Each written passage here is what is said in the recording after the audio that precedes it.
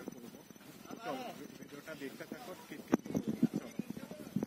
চলে এসছি আমি আর অন্য একটা স্টুডিওতে কুমোরটুলির মধ্যেই। তো সেখানের মধ্যে অনেক রকমের গণেশ আর লক্ষ্মী মূর্তি রাখা আছে, ছোট ছোট, যেগুলো নববর্ষ উপলক্ষে পুজো করা হবে।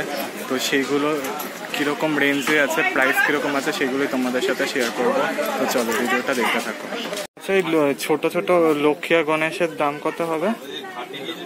এই যে ছোটগুলো রেঞ্জের দাম কত? মাটির মালের ছোট পেয়ারটা সবই কি 150 নাকি আলাদা আলাদা রেঞ্জের আছে? আলাদা দাম আছে। আচ্ছা,